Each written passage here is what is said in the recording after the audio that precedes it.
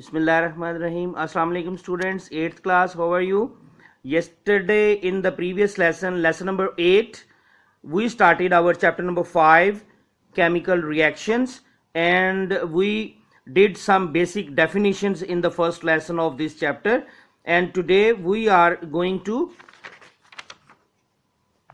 study our next topic, the applications of chemical reactions. Open your books please. आपने books open कर ली हैं, अपनी बुक्स को ओपन कर लीजिए एंड पेज नंबर 63 ओपन कीजिए. Applications of chemical reactions, this is our topic today. आज हम एप्लीकेशंस देखेंगे कि केमिकल रिएक्शंस की क्या क्या एप्लीकेशंस हैं जो हमारी रोजमर्रा जिंदगी में हम एग्जांपल्स देखते हैं किस चीज की, केमिकल रिएक्शंस की. That what kind of chemical reactions takes place in daily routine life. Okay, and today's keywords are right here in front of us. It's burning, respiration, photosynthesis, fermentation. I don't think so कि these words are new for you. आपके लिए नए नहीं हैं. burning का word आप पहले सुन चुके हैं. respiration का process आप 6th क्लास में 7th क्लास में पढ़ चुके हैं. photosynthesis का process भी आपने स्टडी किया हुआ है और fermentation भी. So all these words will be gone through by us today in our lesson. Okay ji, let's start reading from the book. Page 63. Burning, respiration and photosynthesis are the examples of chemical reactions which take place everywhere in our environment. बिल्कुल सही बात है. ये जो processes हैं ये हमारे environment में हर जगह हो रहे हैं. ठीक है जी. और इसमें सबसे पहले जो हम स्टडी करेंगे वो है बर्निंग. ठीक है, इसके साथ साथ अच्छा हम साथ साथ रीड आउट करेंगे और साथ ही साथ हम अपना लॉन्ग क्वेश्चन नंबर 5.9 जो आपकी एक्सरसाइज में है उसको हम रेडी भी कर लेंगे. ओके जी, आप उसको रेडी भी कर लेंगे. उसके हेडिंग हम डिस्कस कर लेंगे. इस टॉपिक से रिलेटेड एक लॉन्ग क्वेश्चन है जो हम रेडी भी कर लेंगे और साथ साथ इसको इस अंडरस्टैंडिंग भी हम इसकी क्लियर कर लेंगे. तो क्वेश्चन है question number 5.9. Here we are. Question 5.9, describe the applications of chemical reactions. इसको आपने लिखना भी है अपनी नोटबुक के ऊपर. ये हमारा फर्स्ट रिटन वर्क होगा इस चैप्टर का. क्वेश्चन नंबर 5.9 ये आपकी एक्सरसाइज में मौजूद है. ओके, तो इस अंदाज में आप इसको लिख लेंगे क्वेश्चन को. फिर आप पहला हेडिंग जो देंगे वो देंगे applications of chemical reactions, like this. Okay जी, ये हेडिंग देने के बाद आइए अब हम बुक पे चलते हैं. इसको साथ साथ हम रीडिंग भी करेंगे, स्टडी भी कर लेते हैं और अपना क्वेश्चन भी रेडी कर लेते हैं. तो एप्लीकेशंस में आ गया जी burning, respiration and photosynthesis are. तो आप यहां से मार्क कर लें, यहां से लेके तो यहां तक एनवायरनमेंट तक हम फर्स्ट हेडिंग के नीचे जो है ये मटेरियल लिखेंगे. ओके जी, ये आपका क्वेश्चन भी साथ साथ रेडी और साथ उसके बाद हम सबसे पहले हेडिंग देंगे बर्निंग. बर्निंग की हेडिंग देंगे और हम यहां से लिखना शुरू करेंगे fuel on it's burning in vehicle engine produces different gases. यानी अब होता क्या है कि जो भी फ्यूल हम यूज करते हैं लाइक नेचुरल गैस है, पेट्रोल है या कोई और फ्यूल हम यूज कर रहे हैं तो उसमें क्या है कि वो इंजन्स में डिफरेंट गैसेस प्रोड्यूस करता है. जब ये हमारा फ्यूल बर्न होता है ना गाड़ियों में तो क्या होता है कि डिफरेंट गैसेस प्रोड्यूस होती हैं. तो the gases so produce develop pressure to move the piston in the engine. अब गैसेस जो हैं वो क्या करती हैं, प्रेशर डेवलप करती हैं पिस्टन को मूव करने के लिए जो कि इंजन में मौजूद होता है. किस काम के लिए, उससे फिर हमारा व्हीकल जो है वो रन करते हैं, चलते हैं, गाड़ियां चलती हैं.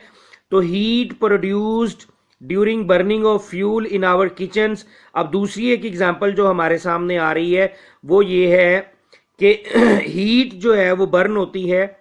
ठीक है जी, in our kitchens is use to cook food. तो हीट जो हम प्रोड्यूस करते हैं मुख्तलिफ फ्यूल को यूज करने के बाद, जैसे सुई गैस आप यूज करते हैं तो वो हमारा फ्यूल है. ठीक है, अगर हम कुछ अरसा पीछे चले जाएं किसी, यानी हम यूं कह लें कि हिस्ट्री में थोड़ा पीछे चले जाएं, तो कोयले वगैरह जला के भी आग जलाई जाती थी, हीट क्रिएट की जाती थी, आग जलाते थे और उससे हम फूड अपना कुक करते थे। ठीक है जी, तो इस अंदाज में मिट्टी का तेल आपको याद होगा बेटे, आप तो खैर छोटे हैं, अगर आप बड़ों से पूछेंगे तो मिट्टी का तेल होता था, उसके साथ भी ऑयल के साथ भी उसको जला के भी चूल्हों में तो क्या किया जाता था, आग जलाई जाती थी और उससे हम फूड जो है वो कुक करते थे। ठीक है जी, तो similarly heat produced during burning of fuel in industries is used to produce steam from water. तो बर्निंग के हेडिंग में हम 3 एग्जांपल्स दे रहे हैं। Number 1 fuel in vehicle engines, number 2 example है हमारे पास heat produce during burning of fuel in our kitchens, and number 3 example है हमारे पास heat produce during burning of fuel in industries. तो इसके यूजेस हमने देख लिए।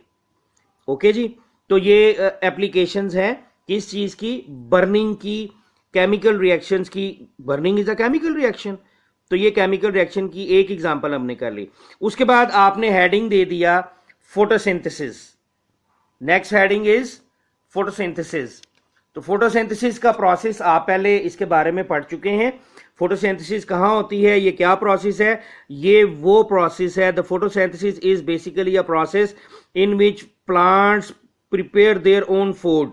प्लांट्स अपनी खुराक तैयार करते हैं। याद आया बेटे सबको, हैव यू रिमेंबर? तो आइए जरा इसको देखते हैं। कहते हैं during photosynthesis in plants carbon dioxide and water react to produce glucose and oxygen. Glucose और ऑक्सीजन बनते हैं, and this reaction takes place in the presence of sunlight and green pigment chlorophyll. ये इक्वेशन इसकी नीचे लिखी हुई है, 6CO2 carbon dioxide, H2O, sunlight and chlorophyll, in the presence of sunlight and chlorophyll, and the production is, the products are glucose and oxygen. Means इस reaction को, इस chemical reaction की ये इक्वेशन भी आप लिखेंगे साथ इसी तरह से। कार्बन डाइऑक्साइड सेम आप लिखेंगे, कार्बन डाइऑक्साइड और वाटर जो है वो सनलाइट और क्लोरोफिल की प्रेजेंस में ग्लूकोज और ऑक्सीजन बनाते हैं। ओके जी, तो ये हेडिंग हमारा कंप्लीट हो गया फोटोसिंथेसिस का। इसके बाद अपने लॉन्ग क्वेश्चन में रेस्पिरेशन का हेडिंग हम देंगे और इसको फिर आगे यहां से हम लिखना शुरू कर देंगे। दोबारा अपने पेज 63 पे आएंगे और हम यहां से मार्क कर लें इसको। During respiration the oxygen of air reacts with food यानी glucose to produce carbon dioxide and water in cells of living organisms. आपने 7th क्लास में प्रोसेस ऑफ रेस्पिरेशन पढ़ा था, सेलुलर रेस्पिरेशन के। जब हम ब्रीथिंग करते हैं तो ऑक्सीजन जो है वो क्या करती है, हर सेल तक, बॉडी सेल तक पहुंचती है और वहां पर क्या होता है कि ऑक्सीजन रिएक्ट करती है ग्लूकोज के साथ और एनर्जी क्रिएट करती है। कार्बन डाइऑक्साइड और वाटर, ठीक है जी, कार्बन डाइऑक्साइड गैस और वाटर प्रोड्यूस होता है इन द सेल्स। ठीक है, अब फिर उसके बाद क्या है, तो energy produced during this reaction. अब उसमें जो एनर्जी क्रिएट होती है ना इस रिएक्शन के दौरान, ठीक है, वो उसका यूज क्या है, use to perform all the body functions in living organisms. जितने बॉडी फंक्शंस हैं, जो भी बॉडी के फंक्शंस हैं, वो इस एनर्जी के जरिए से ही परफॉर्म किए जाते हैं। इसका भी रिएक्शन, इसका जो केमिकल इक्वेशन है रिएक्शन की वो लिखी हुई है, glucose react with oxygen and it gives carbon dioxide, water plus energy. Okay जी, तो ये हमने समझ भी लिया कि रेस्पिरेशन का प्रोसेस किस तरह से एक केमिकल रिएक्शन ही की एग्जाम्पल है। ठीक है जी, इसके बाद है हमारा, आप जो लास्ट हेडिंग देंगे अपने लॉन्ग क्वेश्चन में, दैट इज फर्मेंटेशन। क्या है जी, फर्मेंटेशन। तो इन दिस वे आपका ये लॉन्ग क्वेश्चन भी आपने राइट डाउन करने का सारा हमने डिस्कस कर लिया, कैसे कैसे करेंगे, और इसकी अंडरस्टैंडिंग भी हमने ले ली। अब फर्मेंटेशन की हेडिंग के अंडर क्या मटेरियल आप लिखेंगे, मार्क कर लीजिए यहां से। ये आपका मटेरियल होगा द लास्ट 3 लाइन्स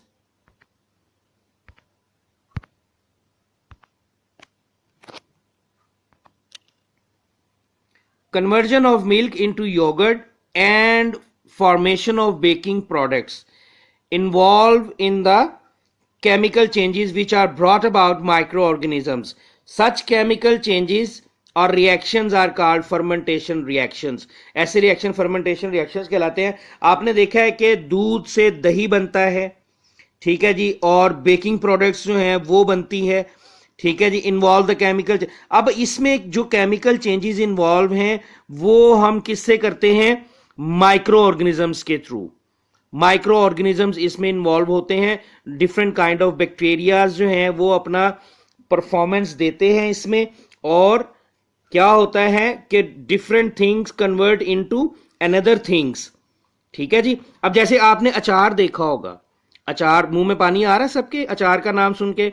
तो अचार जो है वो हम जब पहले मैंगो लेके आते हैं, अचार वाले जो मैंगोज होते हैं या जो भी उसके मटेरियल्स हैं वो जब लेके आते हैं तब तो बड़ा हार्ड होता है, लेकिन उसके बाद क्या होता है कि एक प्रोसेस से गुजरने के बाद माइक्रो ऑर्गेनिजम्स या बैक्टीरियाज क्या करते हैं कि बिल्कुल उसको देखें आप कितना सॉफ्ट और नरम और खट्टा कर देते हैं.